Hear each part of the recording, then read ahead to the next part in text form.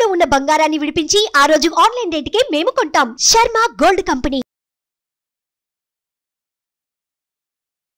అందరికీ నమస్కారం. ముందుగా ప్రేక్షకులందరికీ క్రోధినామ సంవత్సర ఉగాది పండుగ శుభాకాంక్షలు. అయితే ఉగాది పండుగ అనగానే మనందరం కూడా ఈ సంవత్సరం మొత్తం మన రాశి ఫలాలు ఎలా ఉన్నాయి, ఈ సంవత్సరంలో మనకి ఆదాయం ఎంత ఉంది, వ్యయం ఎంత ఉంది, ఇవన్నీ కూడా డీటెయిల్డ్గా తెలుసుకోవాలని చాలా ఇంట్రెస్ట్గా వెయిట్ చేస్తూ ఉంటాం కదా. అయితే ఈ ఉగాది రాశి ఫలాలు మనకి డీటెయిల్డ్గా ఇన్ఫర్మేషన్ ఇవ్వడం కోసం మనతో ఉన్నారు ప్రముఖ జ్యోతిష్య వాస్తు పండితులు, జ్యోతిష్య వాస్తు శిక్షణ నిపుణులు, ప్రముఖ ఆధ్యాత్మికవేత్త, లలిత ఉపాసకులు బ్రహ్మశ్రీ నానాజీ పట్నాయక్ గురువు గారు. మరి పూర్తి వివరాలు గురువుగారు వాటిలో అడిగి తెలుసుకుందాం. నమస్కారం గురుగారు. శ్రీమాత్రే నమః. గురుగారు, మరి ఈ క్రోధినామ సంవత్సరంలో సింహరాశి వారికి మరి ఈ సంవత్సరం మొత్తం ఆదాయ వ్యయము, రాజపూజ్యం, అవమానం ఏ విధంగా ఉండబోతున్నాయి, సంవత్సరం మొత్తం ఎలా ఉండబోతుంది, డీటెయిల్ గా ఎక్స్ప్లెయిన్ చేయండి. ఈ క్రోధినామ సంవత్సరంలో ఆదాయము వ్యయము కనుక చూసుకున్నట్లయితే ఆదాయం 2, వ్యయం 14గా ఉంది. ఇక రాజ్యపూజ్యం 2, అవమానం కూడా 2గా చూపిస్తుంది. అంటే ఇక్కడ మనకి ఇది ఇలాగే ఉంది కదా, ఇలాగే సాగాల అంటే నేను ఒకటే చెప్తాను, గుర్తుపెట్టుకోండి. మీ జన్మజాతకంలో కనుక మంచి ధనయోగాలు ఉన్నాయి, ఏం భయపడాల్సిన పని లేదు. ఒకటి. రెండవది, అమ్మవారిని పట్టుకుని నాకు మొత్తం సర్వస్వం అమ్మవారే, మరొకటి ఏమీ లేదు, నా పని నేను చేసుకుంటూ వెళ్ళిపోతున్నా అనే వారికి అమ్మవారే చూసుకుంటుంది, ఏమి టెన్షన్ పడాల్సిన పని లేదు. అలాగే ఇక్కడ ఈ 2 అనేటువంటిది ఆదాయము, 14 వ్యయం ఉంది కాబట్టి 2 అనే దాన్ని ఎలా మనం తగ్గించుకోవాలి అంటే పెంచుకోవాలి. 2 నుంచి 14కి ఎలా తీసుకెళ్ళాలి అంటే 2వ స్థానంలో వీళ్ళ గోచార రీత్యా సింహం వారికి కేతు ఉన్నాడు. కేతుగ్రహ ఆరాధన అంటే నవగ్రహాల్లో కేతుగ్రహం దగ్గర దీపారాధన చేయడం, నేతితో కానీ నూనెతో కానీ. రెండవది గణపతిని తలుచుకోవడము, అంటే ఎనీ మనీ ట్రాన్సాక్షన్స్ వీళ్ళకు రూపాయి వచ్చినా రూపాయి ఇస్తున్నా స్వామి నీ అనుగ్రహంతోనే వచ్చింది అనుకోవాలి. ఓం గం గణపతి, ఓం గం గణాధిపతి నమః. స్వామి నీ అనుగ్రహంతోనే అంటే మాట్లాడుకున్నట్టుగా.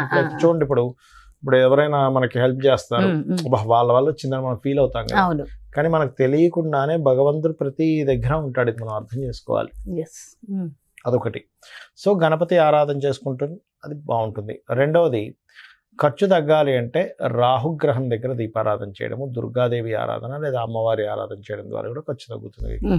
ఇక రాజ్యపూజ్యం, అవమానం చాలా తక్కువ స్థాయిలో 2గా ఉంది. రాజ్యపూజ్యం పెరగాలి అంటే వీళ్ళు చేయవలసింది ఏమిటి అంటే పర్టికులర్గా ఇక్కడ రాజ్యపూజ్యాన్ని పెంచేటువంటి వాటిలో వీరికి సూర్య నమస్కారాలు చేసుకోవడము, లలితా సహస్రనామాల్లో మొదటి నామం చదవడం కూడా వీళ్ళకి రాజ్యపూజ్యం అనేటువంటిది పెరుగుతుంది. ఓకే, ఇది ముఖ్యంగా రాజ్యపూజ్యం, అవమానం, ఆదాయము, వ్యయ సంబంధించిన విషయాల్లో ఇంప్రూవ్ చేసుకోవడానికి. ఇక మిగతా అంశాలు కనుక చూసుకుంటే వీళ్ళకి కేతు ఉన్నందుకు వీళ్ళకి సాఫ్ట్వేర్స్ రిలేటెడ్ మూలంగా ధనయోగం చూపిస్తుంది, అందులో ఎటువంటి డౌట్ లేదు. అదేవిధంగా గురువు మనకి అంటే మే మాసం నుంచి ఎప్పుడైతే దశమంలోకి మారతాడో ఇక్కడ ఇచ్చేటువంటి రిజల్ట్ ఏమిటి అంటే వెరీ క్లియర్లీ గృహయోగాన్ని, వాహన యోగాన్ని, విద్యాయోగాన్ని, కొత్తగా ఏదైనా విద్యలు నేర్చుకోవడం అనేటువంటిది గురుగ్రహం ఇస్తుంది వీరికి చూసుకున్నట్లయితే. ఓకే.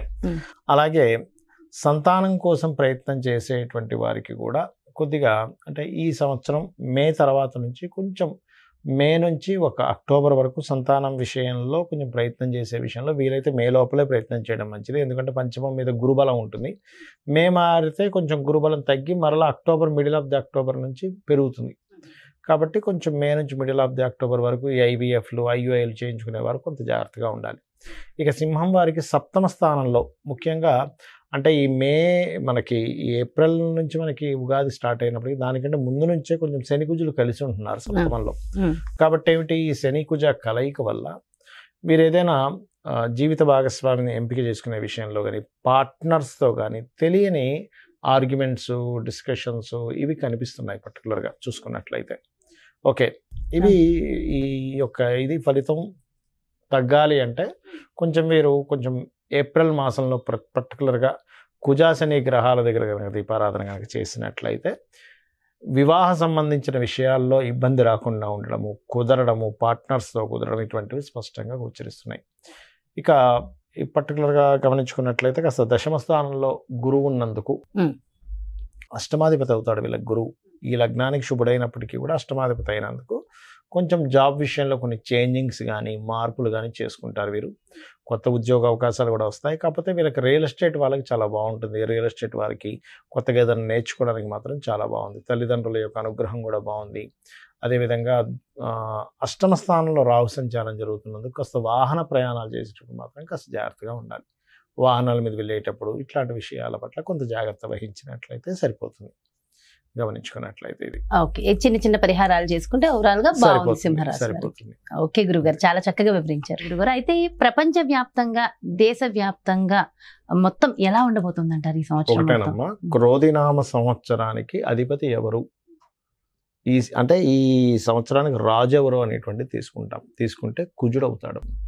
కుజుడు అంటే ఫైటింగ్, గొడవలు, ఉద్యమాలు, యుద్ధాలు, వీటికి కారకుడు అనమాట కుజుడు. అందుకని అటువంటి వాతావరణం కనిపిస్తుంది.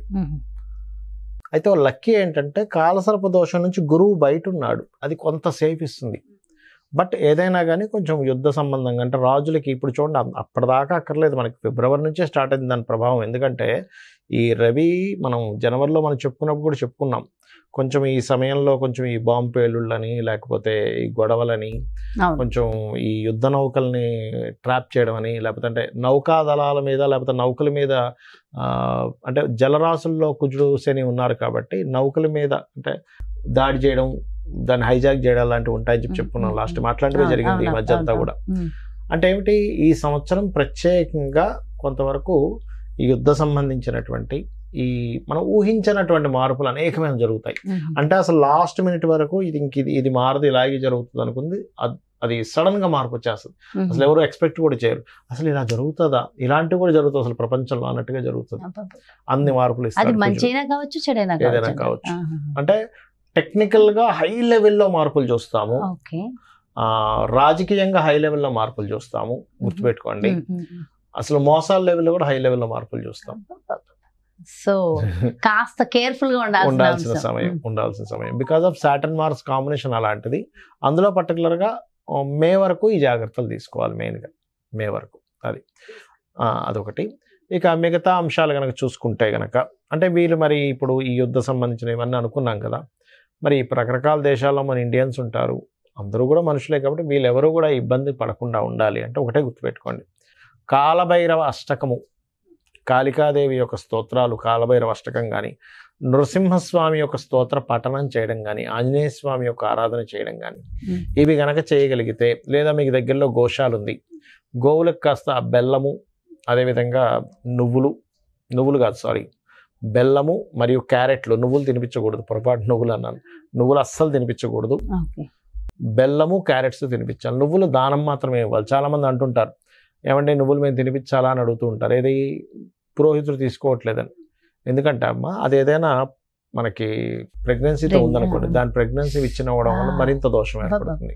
కాబట్టి ఇది జాగ్రత్త తీసుకోవాలి. సో కాబట్టి ఈ జాగ్రత్తలు తీసుకుంటే సరిపోతుంది. ఇదంతా ఓవరాల్ గా సామూహికంగా కూడా చేయడం వల్ల ప్రపంచానికి కొంచెం మంచి జరుగుతుంది కదా గురుగారు. ఇవే కాకుండా ఇంకేమైనా జాగ్రత్తలు తీసుకోవాల్సిన అవసరం ఉంటుందంటారా? జాగ్రత్తలు అంటే ఏం లేదమ్మా, ఒకటి గుర్తుపెట్టుకోండి, నేను చెప్పేది ఒకటే, మనకి ఎప్పుడైనా సరే గ్రహస్థితిలో ఎలాగున్నా, అంటే మన జాతకం ఎలా ఉంది, వాస్తు ఎలా ఉంది, ఇవన్నీ ఎలాగున్నా, నేను చెప్పేది ఒకటే, అమ్మవారిని గనక మనం ఆశ్రయించినట్లయితే ఇవన్నీ కూడా పక్కకు పోతాయి.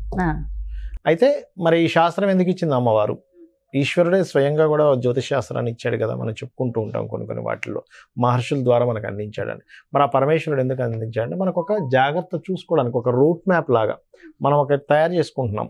ఏది, ఏ రూట్లో ఎక్కడ ట్రాఫిక్ ఉంది, ఎక్కడ ఏది ఉంది అన్ని తెలుసుకుని దాన్ని బట్టి వెళ్తున్నాం కదా. అలాగే మనకు భగవంతుడే ఈ యొక్క జ్యోతిష్ శాస్త్రాన్ని అందించాడు. దీనివల్ల ఏమిటి, మనం మన జన్మజాతకం కూడా చూసుకోవాలి. అంటే మన జన్మజాతకంలో లగ్నబలం ఎలా ఉంది, ధనం ఏ మార్గంలో వెళ్తే మనకు ధనం సంపాదిస్తాము, ఏ రకంగా ప్రయత్నిస్తే మన ప్రయత్నాలు సఫలీకృతం అవుతాయి, ఏ దిశలో ఉంటే మనకి బాగుంటుంది, సంతాన అభివృద్ధి ఎందుకు అవ్వట్లేదు, వివాహం ఎందుకు అవ్వట్లేదు, మన జన్మజాతకంలో ఉంటుంది. అంటే ఏ సమయంలో వివాహం చేసుకుంటే బాగుంటుంది, అదేవిధంగా మనకి ఏ వృత్తుల్లో బాగుంటుంది, ఏ వ్యాపారాల్లో బాగుంటుంది, ఎందులో ఎప్పుడు ఇన్వెస్ట్మెంట్ చేస్తే మంచిది, ఎప్పుడు ఇన్వెస్ట్మెంట్ చేయకూడదు అనేటువంటి అన్ని విషయాలు ఉంటాయి. మీకు అనిపిస్తుంది మరి ఇవి అన్నీ మన జన్మజాతకంలో ఉంటాయి, మనం మరి ఈ గోచార ఫలితాలు ఇవన్నీ ఎందుకు చెప్పుకుంటున్నాం అంటే ఒకటే గుర్తుపెట్టుకోండి అమ్మా, ఇప్పుడు మీరు షూటింగ్కి వచ్చారు కదా, నార్మల్గా మీ ఇంటి నుంచి ఇక్కడ 40 నిమిషాలు అనుకోండి కార్లో రావడానికి. అదే ట్రాఫిక్ జామ్ అయితే కదా. అంటే ఏమిటి, గంటలోనో 40 నిమిషాల్లోనో వస్తాననేది మీరు ఏం చెప్తారు, గంటన్నర పడుతుందండి అంటారు. అంటే మీ కారు మీరు మీ డ్రైవర్ కానివ్వండి, మీరు ఓన్గా డ్రైవ్ చేసుకున్నా మీ కారు అదే రోడ్ అయినా కూడా మరి ట్రాఫిక్ ఉన్నప్పుడు ఏమో ఎక్కువ టైం పడుతుంది, ట్రాఫిక్ లేనప్పుడు హాఫ్ అన్ అవర్లో రాగలుగుతున్నారు. అంటే దాని అర్థం ఏమిటి, సమయం బయట ఉండే వాతావరణం కూడా మనకు సహకరిస్తేనే మనం సమయానికి వెళ్ళగలం. అలాగే గోచారం అనేటువంటిది ఏంటంటే ఇప్పుడున్న గ్రహస్థితి, ఇప్పుడుండే గ్రహస్థితి ఏ విధంగా ఉంది, పరిస్థితులు ఎలా ఉన్నాయి అనేది చెప్పేదే గోచారం. సో ఈ సంవత్సరం ఈ విషయాలు ఇలా ఉంది కాబట్టి నువ్వు ఈ రెమెడీ చేసుకో, నీ జన్మజాతకం కూడా చూసుకో, ఈ రెండు కలుపుకో. ఇవన్నీ పండితులు ఉన్నదే అందుకు. ఇంకోటి ఏంటి, నేను ఒకటే చెప్తా, నా జాతకం ఎలా ఉంది, నా దశ ఎలా ఉంది, పాడైపోయింది ఏం పెట్టుకోకండి, అమ్మవారిని నమ్ముకోండి. అమ్మవారి అంతా దారి చూపిస్తుంది మనకి. ఎలా ఉన్నా జాతకం ఎలా ఉన్నా అమ్మవారు చూపిస్తుంది. అమ్మని చేయి పట్టుకుంటే తిండి కొదవ ఎలా ఉండదో, అమ్మవారిని పట్టుకుంటే వాడికి దేనికి కొదవ ఉండదు. ఎంతో చక్కగా చెప్పారు గురుగారు. అంటే ఎంతో ఒక ధైర్యం, ఒక మోటివేషన్. అంతే కదా, అమ్మని పట్టుకున్న వాడికి తిండి కొదవ ఉంటుందా? ఏమి ఉండదు, అమ్మాయి చూసుకుంటుందండి. అలాంటిది అమ్మవారిని పట్టుకుంటే దేనికి కొదవ ఉంటుంది చెప్పండి. ఎంతో చక్కగా, ఎంతో చక్కటి ధైర్యాన్ని, స్థైర్యాన్ని అందించారు. థ్యాంక్ యూ సో మచ్ గురువు గారు. నమస్కారం. శ్రీమాత్రే నమః. సో చూసారు కదండి, మరి ఇది క్రోధినామ సంవత్సరంలో మీ యొక్క రాశి యొక్క ఫలితాలు పూర్తిగా ఎంతో చక్కగా వివరించారు కదా గురువు గారు. మరో చక్కటి ప్రత్యేకమైన కార్యక్రమంతో మళ్ళీ మీ ముందుకు వచ్చేస్తాను. మరి అదేవిధంగా మీ యొక్క జాతకానికి సంబంధించి కానీ, లేదంటే మీ ఇంటి వ్యాపార వాస్తుకు సంబంధించి కానీ గురువు గారిని సంప్రదించాలి, అపాయింట్మెంట్ కావాలి అనుకుంటే క్రింద డిస్ప్లే అవుతున్నటువంటి నెంబర్స్ కి కాల్ చేయండి. నమస్కారం. సుమన్ టీవీలో మీ పర్సనల్ అండ్ బిజినెస్ ప్రమోషన్స్ కోసం కింది నెంబర్ కి కాంటాక్ట్ చేయండి.